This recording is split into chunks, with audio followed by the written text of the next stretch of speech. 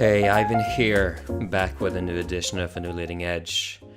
This time with a recording from a recent community hangout where I explored my experiences facilitating the Reclaiming Your Throne workshop around the world, with particular emphasis on the polarity of active and passive.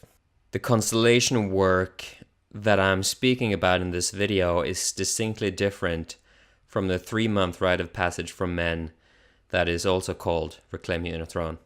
I hope you enjoy this video. Can you see this? Yep. Okay. So several of you have already observed this. The idea is that our psyche, or shall we say our move from immaturity to maturity, can be drawn as a triangle, where maturity is the apex point, is the inner throne. And then the two bottom sides, or the two bottom corners, is the polarity that essentially we see in the world, which is the active and the passive. So in this inner throne constellation work, what we have is that the person who's currently working to reclaim his life from the shadow of his mother, he will percolate between the active and the passive pole of the throne. So literally, there will be a chair and there's someone sitting in it, and this person will go back and forth to each side of the chair. And then the rest of the people in the room, they essentially form the royal court. So they monitor whether they trust that the person working has deserved to reclaim his inner throne. And over the years facilitating this work, I've really found that this has been like a laboratory for the human psyche, and not just individually, but also collectively. So the last time I did this was in August at the Circling Festival. And again, I saw that we as people, we tend to be more comfortable with one of these sides, and we build our identity around one side, and then the other side tends to be in shadow. So, for instance, if I am very comfortable being on the passive side of the throne, then I will build an identity around being a victim. Like that there is some sort of an energy, a person, an institution, a school of philosophy, a patriarchy or whatever, that is in some way oppressing me. Right, so this is the shadow queen or the shadow king. It's just a transformation of that original imprint. So I can make this idea into the reason why I can't have power. And as long as I'm identified with that role, there is no way I can be powerful in my life. And so what I will see with someone who is identifying with the passive side in this process, they have this lethargic, sort of heavy, downwards energy, and waiting for permission in a way. And when they don't feel like they get permission because they don't know how to claim it for themselves, they feel resentful and bitter. And so then the active comes out in shadow. And so this, for this person, that will be something like passive aggression or arrogance, or increasingly what we see in the political sphere is that there is a full-on shadow projection that gets these people into actually pretty strong violence against the perceived sort of overlord that they're fighting against. On the other side, on the other hand, which is the active, typically in this process, what I see is that this is a person that is more comfortable with looking and being perceived as strong. And they are more comfortable with claiming things. So this is mine, I take it. But for them, the passive side lives in shadow, meaning that the passive side actually is more of the sensitive side, more of the sensory side, more of the innocent side. It's generally living closer to the archetype of the lover and also the feminine. And politically, it is closer to liberal. But on this side, it's more of a masculine expression. It's more of a bypassing my vulnerability with power. And it's more of a conservative, politically, paradigm. And so what I see a lot in this process is that it seems on average that men are more prone to being in this identification, and feminine men or women seem on average more prone to being in the passive identification. But the men who are in this active identification, they typically, at least with the crowds that I work with, they aren't trusted because people can't feel their heart.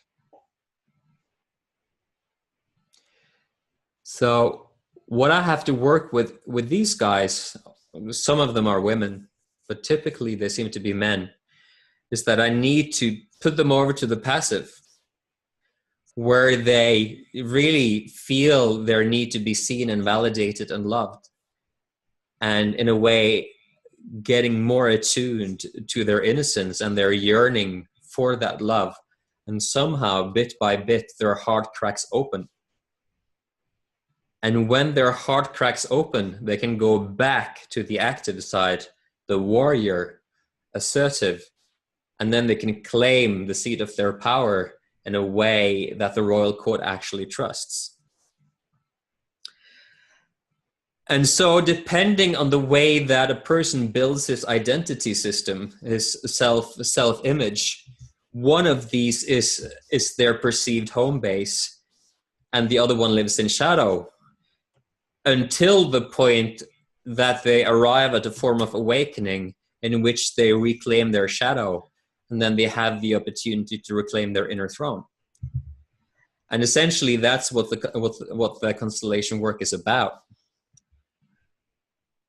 And it is very interesting to me to see sort of the coping strategies that each of these self-identifications have. With the passive self-identification, what I observe is that since they don't have a conscious relationship with power, they don't feel powerful. But since they don't feel powerful and somehow they feel victimized by some nebulous outer force, they project power onto the world. And so in a way, the world is dangerous because there is some kind of energy, some kind of whatever that wants to get my ass. And so I see that everywhere, people who want to take me down. And since I am so convinced that this is true, I build a very refined coping mechanism of manipulation, because that's the only way that I know how to control other people, because I don't have power, so I can't tell them that no, or do this, or this is what I need from you, or whatever. They can't say that. These are typically, a lot of this happens in more new age environments where people typically, in my experience, have incredibly poor boundaries. They have very poor containment. And so instead of being clear about what they need from others, they, we, I, whatever, develop these finely attuned systems of manipulating. I'm curious if this is something that you can relate to from your own life. Yes. Oh yeah. Okay. Can we ask questions? Absolutely. So I'm curious about when you say manipulation, or to me that is the magician. Yes, it's a shadow magician. Yeah, he's in the active shadow side. Yeah. And when he is like a victim, he just collapses into or regress into childhood, like an infant. So all the archetypes is at play in the active and the passive. It's not only the warrior and the lover; it's all of them. Absolutely. I'm glad you say that. And this particular constellation works in a particular kind of way. And regardless of where the person is on the active or the passive, obviously all of the archetypes are still there. But since it's a constellation work, there is an amplification of a certain kind of archetypal energy depending on where the person is. And so actually I'm holding the magician energy in this process. So I'm the ones seeing the patterns and in a way offering benevolent manipulation in order to help them reclaim their inner throne, right? But obviously that's an oversimplification of a much more complex reality. And I believe that the reason I've been studying these archetypes for a long time, and I realized that when it comes to creating boundaries, the lover has no capacity for boundaries. Essentially, that's not the lover's purpose. That archetypal energy is designed to merge with other people, to find unity consciousness. Yeah, it's the opposite. It's more openness, actually. Yes, exactly, and it's more present. I think I can support this with the signs that I've seen on the Big Five personality theory, for instance, that there is a generally stronger presence of the lover energy on the liberal left. Yeah. You know, there's at least more of an identification with this merging consciousness where we don't want boundaries. Typically, the left wants to reduce border control because we have this idea that every human being is in the same human family, you know, which is pretty naive if people are actually traumatized from hardcore combat zones and that kind of thing. And yet they play the victim so well, too. Yes. Yes. And that's where the magician comes in, because if you look at the political orientations, what I see is that typically the right actively represses the lover energy, whereas the left actively represses the warrior energy.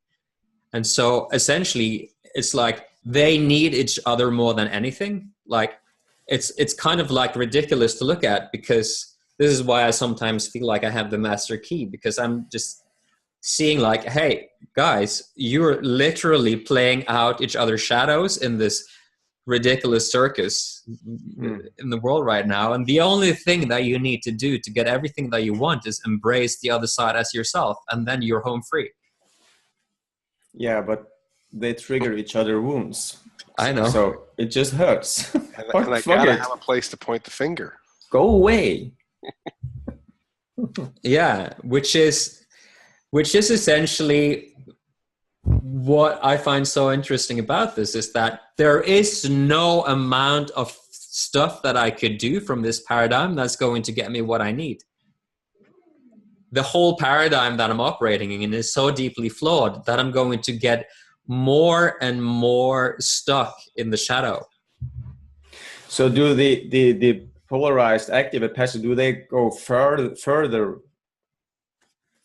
Like they are? Yes. They are not going together. No, they're polarized more and more. Yeah. You know, because the more convinced I am as a liberal that I'm being, shall we say, oppressed by the patriarchy, the more I feed that energy. Yes. I become more and more convinced that I'm actually oppressed by the patriarchy, and I become less and less able to realize that I'm actually free to do whatever the fuck I want. And less open, actually. So there's an active, unconscious but active pursuit of becoming more and more entrapped in the very dynamic that destroys my life. And so we're sort of moving, as far as I can tell now, we're moving on this trajectory to some kind of threshold event in which people on both the right and the left see their shadow, because it gets so extreme. I hope that was reasonably clear to you. Just gonna end on a final little exercise that you could do for yourself. Check if you are repressing the power or the vulnerability in your life. If you're repressing the power, you're more identified with the passive side. But if you're repressing the vulnerability, you're more identified with the active side, or you could call it the warrior side. So by knowing that, you will also know a lot about the way that your shadow operates, and you can use that information to, follow the breadcrumbs trail towards reclaiming the exiled parts of you. Hope that is useful, and see you next time. Bye.